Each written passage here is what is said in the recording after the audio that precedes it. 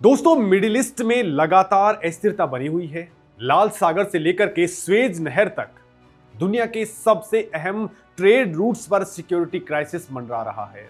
हर देश इस बात से खौफ में है कि अगर सप्लाई लाइन टूट गई तो उनके देशों के अंदर महंगाई का ऐसा तूफान आएगा जिसे संभाल पाना मुश्किल होगा। अमेरिका से लेकर के यूरोप तक हर कोई अपनी एनर्जी सिक्योरिटी को लेकर के डरा हुआ है। लेकिन दोस्तों, इसी अफरा तफरी और भारी भरकम दबाव के बीच में एक देश ऐसा भी है जो ना सिर्फ पूरी तरह से शांत है बल्कि उसने खामोशी से एक ऐसा दांव चल दिया है जिसने पूरी दुनिया के स्ट्रेटेजिक थिंकर्स को हैरान कर दिया है।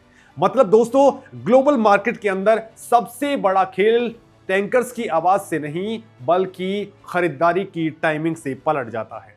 वेस्ट एशिया के अंदर टेंशन है, शिपिंग रूट्स पर प्रेशर है, एनर्जी प्राइसेस हर घंटे मूड बदल रही हैं और इसी बीच भारत बिल्कुल क्वाइटली अपने ऑयल टैंक्स भर भर रहा है। जब कई बड़े बायर्स वेट एंड वॉच के अंदर फंसे हुए हैं, तब इंडियन रिफाइनरीज इतनी एग्रेसिव बुकिंग्स आखिर क्यों कर रही हैं? आखिर भारत ने ऐसा क्या कर दिया है जिससे ग्लोबल मार्केट के अंदर इतनी हलचल मच गई है और कैसे एक अकेले फैसले ने दुनिया के सबसे ताकतवर देशों की रणनीति को फेल कर दिया है? नमस्कार दोस्तों, मेरा नाम है मुकेश और आज हम सिर्फ एक खबर पर बात नहीं करेंगे बल्कि उस रणनीति या ग्रैंड स्ट्रेटजी को डिकोड करेंगे जो दिखाती है कि नया भारत दुनिया के दबाव के आगे झुकता नहीं है बल्कि दुनिया को अपने हिसाब से मोड़ना जानता है। लेकिन दोस्तों, असली खेल यहीं से शुरू होता है। इस पूरे मुद्दे की गहराई को समझने के लिए हमें एक छोटे से लेकिन बेहद ताकतवर आंकड़े को समझना होगा, क्योंकि इसी नंबर के अंदर भारत का पूरा पावर गेम छुपा हुआ है। दोस्तों, दुनिया भर के एनर्जी मूवमेंट्स के ऊपर नजर रखने वाली एक जानी मानी इंटेलिजेंस फर्म है जिसका नाम है केपलर। इस संस्था ने हाल ही के अंदर यानी कि जून के आंकड़े पब्लिश किए हैं। इन आंकड़ों के अंदर दोस्तों, वेस्ट एशिया के भारी टेंशन के बावजूद भारत का कच्चा तेल आयात यानी कि क्रूड ऑयल इंपोर्ट अपने अब तक के सबसे हाईएस्ट लेवल पर पहुंच गया है। जून के महीने के अंदर भारत ने हर दिन 49,30,000 बैरल कच्चे तेल का आयात किया है। ये कोई सामान्य आंकड़ा नहीं है। इतिहास के अंदर किसी भी साल के जून के महीने में भारत ने इतना कच्चा तेल कभी भी नहीं खरीदा है। अब जो बात दोस्तों सामने आती है वही सबसे बड़ी है। इतना सारा कच्चा तेल आ कहां से रहा है? अमेरिका और यूरोप ने जिस देश के ऊपर दुनिया भर के आर्थिक सैंक्शंस लगा रखे हैं, जिस देश को ग्लोबल इकोनॉमी से अलग थलग करने की पूरी कोशिश की गई है, उसी देश ने भारत के तेल बाजार के अंदर पूरी तरह से बाजी मार ली है। जी हां दोस्तों, हम बात कर रहे हैं हमारे ऑल वेदर फ्रेंड रशिया की। जून महीने के अंदर भारत ने दुनिया भर से जितना भी कच्चा तेल खरीदा उसमें से आधे से ज्यादा अकेले रसिया से आया है। दोस्तों, केपलर के सटीक आंकड़ों की बात करें तो जून में रसिया से भारत का तेल आयात बढ़कर के 26 लाख बैरल प्रतिदिन हो गया। यहीं पर कहानी दोस्तों सबसे इंटरेस्टिंग हो जाती है। सोचिए दोस्तों, एक तरफ पश्चिमी देश लगातार दबाव बना रहे हैं, सैंक्शंस की धमकियां दे रहे हैं और दूसरी तरफ भारत बिना किसी शोर शराबे के अपने राष्ट्र हितों में रसिया से रिकॉर्ड लेवल पर तेल खरीद कर रहा है। लेकिन दोस्तों, भारत ने ऐसा क्यों किया और इसके पीछे की असली वजह क्या है? तो दोस्तों, बाहर से देखने पर यह सिर्फ एक व्यापारिक फैसला लगता है, लेकिन अंदर से ये भारत की लॉन्ग टर्म स्ट्रेटेजिक ऑटोनॉमी का बहुत बड़ा हिस्सा है। इस पॉइंट को जरा ध्यान से समझिए क्योंकि यहीं पूरा खेल बदलता है। दोस्तों, साल 2022 के अंदर जब यूक्रेन का मुद्दा शुरू होता है, यूक्रेन का वॉर शुरू होता है, तो उसके तुरंत बाद यूरोपीय कंट्रीज और अमेरिका ने रशियन तेल के ऊपर कई तरह के सैंक्शंस लगा दिए। उनका मकसद था कि रशिया की इकोनॉमी को तोड़ के डाल देना। उन्होंने दुनिया भर के देशों के ऊपर प्रेशर डाला कि कोई भी रशिया से ट्रेड ना करे। लेकिन यहीं पर भारत ने अपनी स्वतंत्र विदेश नीति का सबसे बेहतरीन एग्जाम्पल सेट किया।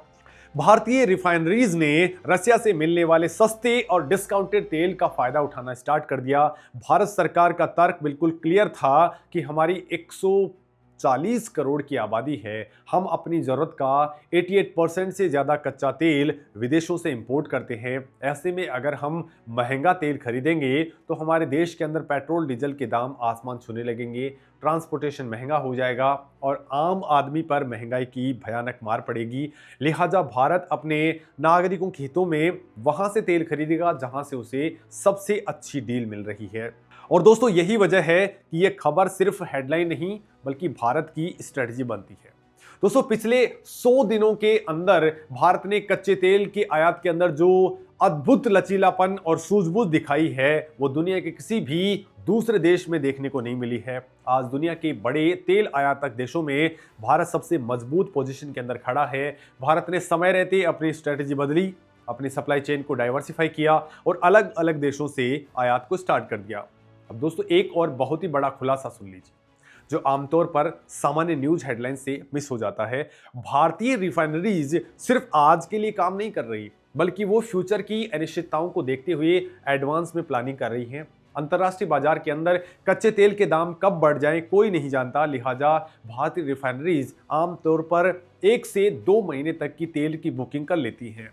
दोस्तों आपको हैरानी होगी कि अगस्त के पहले पखवाड़े तक का तेल भारत पहले ही बुक कर चुका है और इसका सीधा मतलब यह है कि अगर कल को मिडिल ईस्ट के अंदर तनाव और ज्यादा बढ़ जाता है या लाल सागर के अंदर कोई बड़ा सिक्योरिटी क्राइसिस आता है तो भी भारत के घरेलू बाजार पर इसका कोई तुरंत असर नहीं पड़ेगा। भारत की इकोनॉमी बिना किसी रुकावट के दौड़ती रहेगी। लेकिन दोस्तों असली ट्विस्ट तो अभी बाकी है। इस पूरे खेल के अंदर भारत के अलग अलग राज्यों के अंदर स्थित रिफाइनरीज का जो डेटा सामने आया है वो और भी ज्यादा हैरान करने वाला है।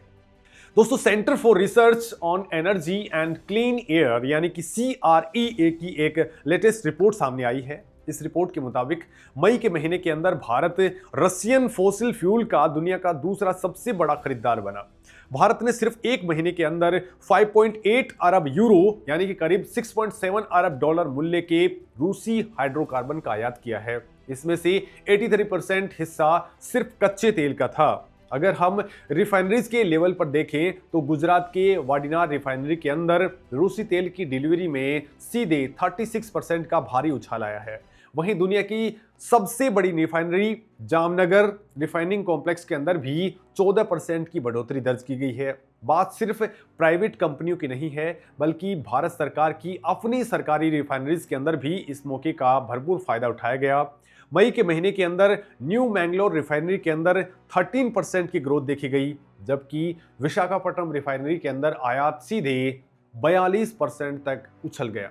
दोस्तों ओडिशा की पारादीप रिफाइनरी ने तो पिछले 2 सालों के अंदर रूसी तेल के आयात का अपना सबसे ऊंचा रिकॉर्ड कायम कर लिया है। अब जो बात सामने आती है वो दोस्तों आपको भी भारत की आर्थिक ताकत का असली अंदाजा दे देगी। भारत सिर्फ अपने इस्तेमाल के लिए ये तेल नहीं खरीद रहा है। रियायती दरों पर रूसी तेल खरीदने से भारतीय रिफाइनरियों की एनर्जी कॉस्ट बहुत कम हो गई है और उनका रिफाइनिंग मार्जिन बहुत तेजी से बढ़ा है। दोस्तों भारत इस कच्चे तेल को रिफाइन करके पेट्रोल डीजल और एविएशन फ्यूल बनाता है और फिर उसे वापस उन्हीं यूरोपीय देशों को महंगे दामों पर निर्यात कर देता है जिन्होंने रसिया पर प्रतिबंध लगा रखे हैं।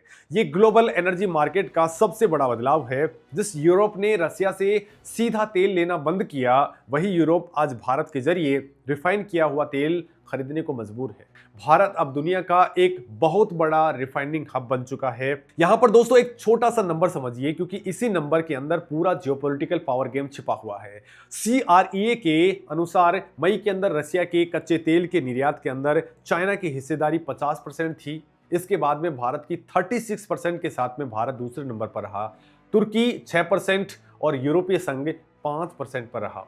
चाइना और भारत मिलकर के रसिया का ज्यादातर तेल खरीद रहे हैं, लेकिन भारत और चाइना की रणनीति में एक बहुत बड़ा फर्क है और यहीं से भारत की डिप्लोमेसी का मास्टर स्ट्रोक सामने आता है।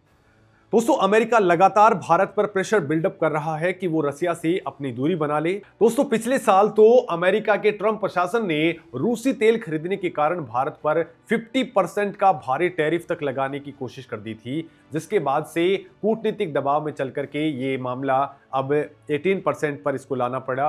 पश्चिमी देशों की मीडिया, उनके थिंक टैंक्स और उनके राजनीतिक लगातार भारत की आलोचना करते रहे, लेकिन भारत सरकार ने बिल्कुल साफ कर दिया कि भारत की विदेश नीति नई दिल्ली से तय होती है, वॉशिंगटन से नहीं। भारत एक सॉवरेन स्टेट है और वो किसी भी गुटबाजी का हिस्सा नहीं बनेगा।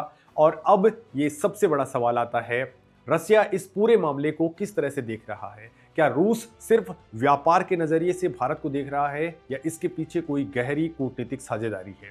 तो दोस्तों, इस सवाल का जवाब हाल ही के अंदर मॉस्को से आया है। रशियन राष्ट्रपति कार्यालय क्रेमलिन के शीर्ष प्रवक्ता दिमित्री पेस्कोव ने भारत को लेकर के एक बहुत बड़ा ऐलान किया है। मॉस्को के अंदर आयोजित 12वें international scientific and expert forum Primakov readings के दौरान पेस्कोव ने पूरी दुनिया के सामने यह स्पष्ट कर दिया कि रूस और भारत के रिश्ते अब एक नई ऊंचाई पर पहुंचने वाले हैं। रूस और भारत दोनों मिलकर के साल 2030 तक आपसी व्यापार को 100 अरब डॉलर के टारगेट तक पहुंचने वाले हैं, उसको क्रॉस कर जाएंगे। ये कोई छोटा मोटा टारगेट नहीं है। खुद रशियन राष्ट्रपति व्लादिमीर पुतिन ने इस टारगेट के ऊपर पूरा फोकस जताते हुए, पूरा भरोसा जताते हुए कहा कि इस वक्त दोनों देशों का ट्रेड लगभग 58 से लेकर 60 अरब डॉलर के बीच में है, लेकिन इसे 100 अरब डॉलर तक ले जाने के लिए दोनों देश तेजी से काम कर रहे हैं। पुतिन का ये बयान ऐसे वक्त में आया है जब अमेरिका भारत को रसिया से दूर करने की हर मुमकिन कोशिश कर रहा है। लेकिन वो कौन सी बात है जो रसिया को भारत पर इतना ज़्यादा भरोसा दिलाती है और वो आज भी चाइना पर इतना भरोसा नहीं कर पाता? तो दोस्तों, दरअसल रसिया भी ये जानता है कि चाइना के साथ में उसका व्यापार भले ही अभी 151.1 अरब डॉलर का है, लेकिन रसिया पूरी तरह से चाइना पर डिपेंडेंट नहीं रहना चाहता। अंतर्राष्ट्रीय राजनीति के अंदर कोई किसी का सगा नहीं होता। रसिया को एशिया के अंदर एक ऐसे पावरफुल और भरोसेमंद साझेदार की जरूरत है जो पश्चिमी देशों के दबाव में ना आए, और भारत से बेहतर ये भूमिका कोई नहीं निभा सकता है। पेस्कोव ने स्पष्ट शब्दों में कहा है कि भारत हर क्षेत्र के अंदर असीम कैपेसिटी रखता है और नई दिल्ली के साथ में मॉस्को के संबंधों का एक खास दर्जा है। दोस्तों, बाहर से ये फैसला भले ही सामान्य व्यापार लगता हो, लेकिन अंदर से यह ग्लोबल ऑर्डर का एक रीसेट करने वाली तैयारी है। भारत आज दुनिया की चौथी सबसे बड़ी इकोनॉमी है और बहुत जल्द तीसरी सबसे बड़ी इकोनॉमी बन जाएगा। एक बढ़ती हुई इकोनॉमी को सबसे ज़्यादा ज़रूरत एनर्जी की होती है। एक्सपर्ट्स के मुताबिक आने वाले टाइम में भी भारत के लिए तेल की आपूर्ति को लेकर के कोई चिंता की बात नहीं है। वैश्विक लेवल पर अफ्रीका, रसिया और वेनेजुएला से तेल की आपूर्ति लगातार और पर्याप्त मात्रा में बनी हुई है। इसके अलावा ओपेक प्लस देश भी अपनी रणनीति के तहत उत्पादन को कंट्रोल और बैलेंस कर रहे हैं। भारत ने अपने विकल्पों को इतना खुला रखा हुआ है कि दुनिया का कोई भी एक देश अब भारत को ब्लैकमेल नहीं कर सकता है। भारत अब रिएक्शन देने वाला देश नहीं है, बल्कि इक्वेशन बदलने वाला देश बन चुका है। दोस्तों, आपको क्या लगता है, भारत का ये साहसिक कदम आने वाले समय के अंदर पूरी दुनिया के लिए एक गेम चेंजर साबित होगा, या पश्चिमी देश अभी भी भारत की असली कूटनीतिक ताकत को कम आंकने की गलती कर रहे हैं? अपनी राय कमेंट सेक्शन के जरिए जरूर दें। नमस्कार दोस्तों।